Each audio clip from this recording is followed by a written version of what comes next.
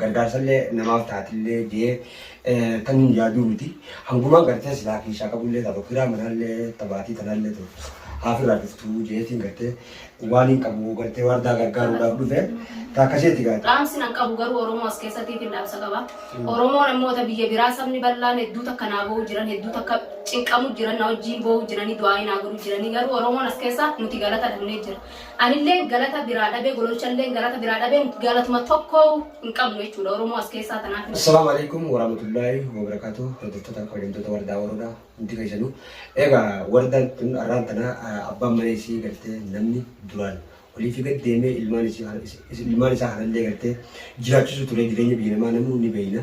Arraan tana kun haala inni keessirus ni argitanii isin tunillee kaate rakkoo hamtuu keessa jirti maaliif garaan isiitillee booya akka keessa jirtu hin qabdu hiraanii wajjin kaati silaa jireenyi illee gartee kaate itti addaawee jira arraan tana abbaan mana isiidhaa manarraa bahee haala keessa jirtu kaate rakkina adda addaa keessa jirti saniifuu anillee hanqaan dandeetti isiniin gargaara rakkoo adda addaa haala keessa jirtu wajjin waan natti himattee qabdi. Takkanaatti gaarii wardaa ta'e eegatee atillee hordoftoota keessa salaamtaa gaafadhu.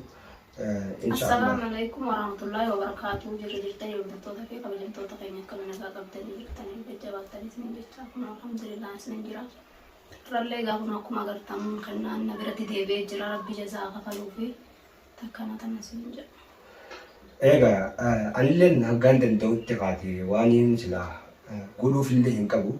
Gargaarsallee namaaf taatille jee tan yaaduu miti hanguma gartee silaa keessaa qabullee taatu kiraa manallee tabaatii tanallee ta'u haafirraa dhuftuu jeetiin gartee waan hin qabu gartee wardaa gargaaruudhaaf dhufe taakkaseetti gaate hordoftoota keenya isheen tun gaate haala hamaa keessa jirti jireenya biyya namaa keessatti gaafa jaarsisiitillee kaatii abbaan mana isii gololchii namoonni beeytanii nama hundi cinaa dhaabbatu ture nama hundi gargaaruu ture karaa maallaqaatiinis anillee gaafaan akkasitti gartee miidhamee kadiirii fi mujrimoonni akkasuma godhuu turan sanillee nama na cinaa dhaabbatee karaa gargaarsaatiinis karaa humna isaatiinis illee na gargaaruu ture namni kun nama galata qabu nama jazaa qabu nama harka ilmaan Oromoo kan biyya tana keessa hundarraa qabu dabareetillee nama ilmaan Oromoo kan bakka biraa jiru hunda cinaa dhaabbatee gargaaruu ture.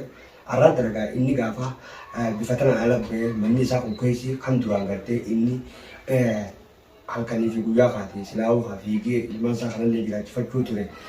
Sadarkaa kanarra jiru hedduu takka nama gaddisiisaa obboleeyyan kiyya isinillee waa'ee godhaa fi. Egaa takkanaati nuti gaa hanqa dandeenyutti hojii teenyeetti fufu. Isin ammoo yuutubaroonni magaalaa kanaa kan silaanii jira jaanii beekaman sagalee isaanillee dhagahamu. Gololchaan harka isin biraa qaba. Maaliif ta'e jettanii tetteessan? Gurbaan kun hanga haala jaalalaa kaasee akkasumatti baarii fi furmaatiidhaaf jawaadii hundi cinaa dhaabbachuu ture. Anaaf Nasrullee cinaa dhaabbachuu ture. Maaliif tatteessan? Akkamitti calliftan?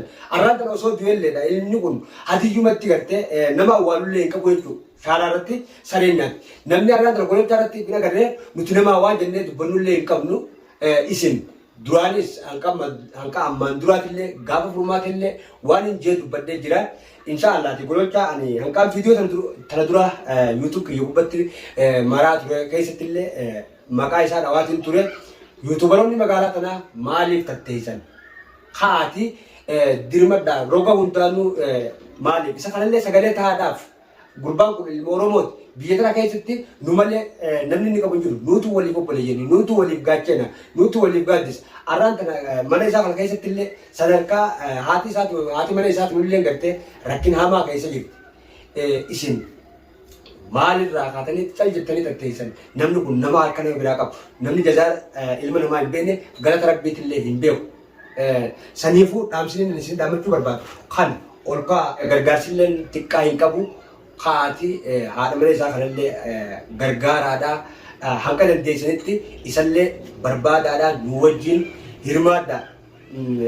Maaliif isin dura haala isin keessa jirtu walumaan arguu jirraa maaliif tal jettanii tatteessanii eegaa biyya keessatti namni hundinuu numa beekaa akkaataa itti gololchi ilmaan isaa kana itti guddifachuu ture duraanis numa beektanii namni hundinuu akkasuma arraan tana yoo inni jiraachuu baate ilmaan isaa kun haala akkam keessa akka jiran ni beekna nuti hundinuu saniifuu arraan tana inni maraatee fi shaaraan rabbe ilma namaa tokko qofaa jala butee jiran ilmaan Oromoo biyya tana keessa kumaatamaan lakkaawaman keessa mucaa tokko qofaa jala bahee gisee jedhanii isin hin qaanfachiisu ifitti hin qaanfattanii ifitti hin saalfattanii safuudha wanni akkana osoo namni dilli kun namni bebbeekamaa kun biyya tana keessa jiru kakka bahar kakka golaartii oromoo kakka jawaadeedha maaliif kan jettanii tatteessan kaatii haadha mana isaallee cinaa dhaabbaddaa hanga dandeessanitti kaatii magaalaa keessallee faca'aatii isa kana gartee barbaada nu wajjin anilleen ammaan tanaan dhufee barbaada isaatiifin mana isaa dhufee anillee kaatii hanqaan danda'utti hanqa dandeettii xiyyaatti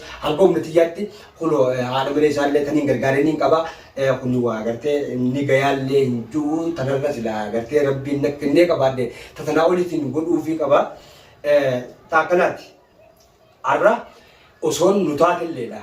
Gololchi kan duraaniiti. Arra rakkoon gaa deemteeti rakkinni kan manan seenne qabu isin gaa fayyadamni rabbii bakka hundi seenaa akkuma du'aati. Deemte irra geesse tarakaadha namni raaftu hin jirtu namni hin rakkannillee hin jirtu. Rakkoon gaa tanuu akka duraanillee nu dhuftee beeynuusi nutti illee dhuftee dhufuufillee teessii dabartulleedha.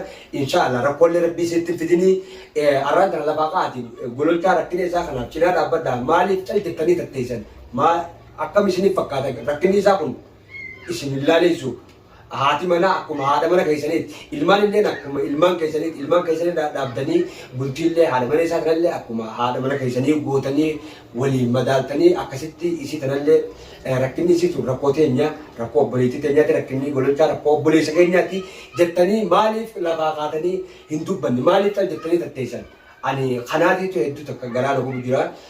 haa ta'u waardaa teenyaatillee qalbiin cabsin kanaafillee wanti takka wanti taallee jirtu sila akka gololchaati. Godii birallee hin barbaadu obboleeyyan kiyya akkuma naa dirmattanii isuma kana naa qabdanii hiitanii manatti naa galchitanii fedha godiin san caalte hin jirtu jechuudha. Dhugaadhaan jechaafin jechuu jira malee sila akka gololchaati namni qixa isaa namaaf dhaabbatullee hin jiru. Namni qixa isaa nama dhaabbatu hin jiru. Obboleeyyan kiyya garuu akkanatti hin eeyne akkanatti isaan hin eeyne.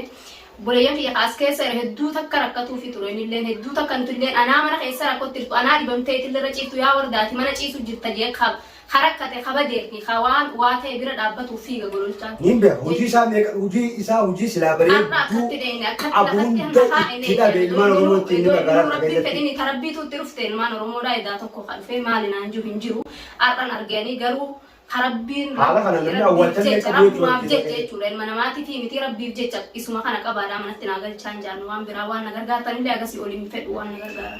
Dhugaadha baraan jecha jira malee namni kun nama hojii isaa itti dhabee mana isaa itti raaffatee jechuun arraan tana duuba inni kun jazaan qabu galatan qabu akkamitti raaffatan jazaa namaa. Kana ta'e jechuun arraan tana mana argee Rabbiin takkifama. Yoggaa inni bahee arraan tana ilmi namaa habbaan tokko biraa dhabamee arraan tana kophaa mana kana keessatti adiitee isa dhibamsiiftu namni biyya tana keessa jiru silaa bara arraan tana du'a bar duutu tanaa olii hin jirtu bar seegaltee nuti waan nama illee biyya tana keessatti himannullee hin qabnu jechuudha. Oromoo Yaman nun jaan maqaan tokko arraan tana gartee inni kun osoo deemu makiinaa jala bu'ee makiinaa arabaa kana yoo gartee dhawamee du'e isaa maraate san gadhiiftanii nun jaan maqaan nurraan bahu jechuudha urumitti. Seegalee arraan tana gartee biyyittii jirtuun biyya alagaati. Yoo nuti walcinaa dhaabannee isa kana gargaaruu baanne arabni tokkollee gartee laalee tuma dhagaatti darbatee itti qofluu malee namni abbaa kanaa jee isaaf rifatullee hin jiru jechuudha. Du'aas taatu maraatus taatu iddummaan takkaallee nu silaa bakka itti dhalatan aanaa antii fi keessatti tolchii jechuudha. Arra wanni gartee isarra gaheetu namni isiin irra geenyallee jirtu iddeen tun iddee rabbiiti abbaa fedhe fida abbaa fedhe irraa hambisa. Arraan tana nuti kafayyaa qabu hayaa jiru kuni gumboo rabbiif kafallee dhukkubni sun nurraa hin hafne inni akkasumatti waan balleesse qabaatee itti dhufu obboleessuma isaatiif jee osoo ceewuti falfala dinniidhaa kan gartee wali godhanii duraanis magaalaa tana keessatti waliin maraachuu turanii fi itti mujrimoota wajjin wal azabuu turan kana keessa bu'ee tana seenee jechuudha.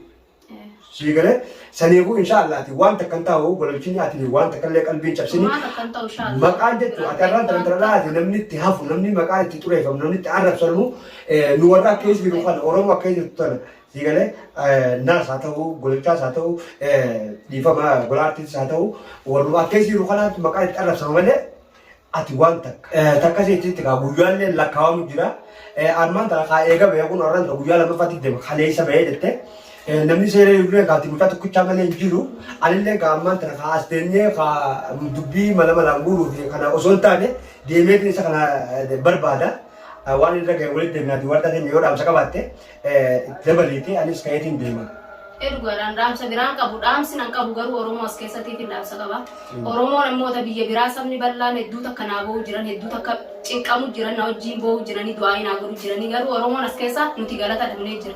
Anillee galata biraa dhabee gololchallee galata biraa dhabee nuti galatuma tokko hin qabnu jechuudha Oromoo as keessaa tanaaf hin dhaama beeku. Oromoon as keessa galata keenyatti miti galata Rabbiif jecha yoo rabbumaa jecha Rabbiif jecha haati naa barbaada naa qabaa manatti naa galchaan jaanii akkanumaan dhaammadha gargaarsi biraa kan isaan irraa barbaadu sin jiru isuma qabanii manatti naa galchuudhaan irraa yalla ayyata akkasii ta'e kan qaaf viidiyoo biraatti walitti deemnutti hordoftoota keenya assalamu alaikum warahmatullahi wabarakatuh.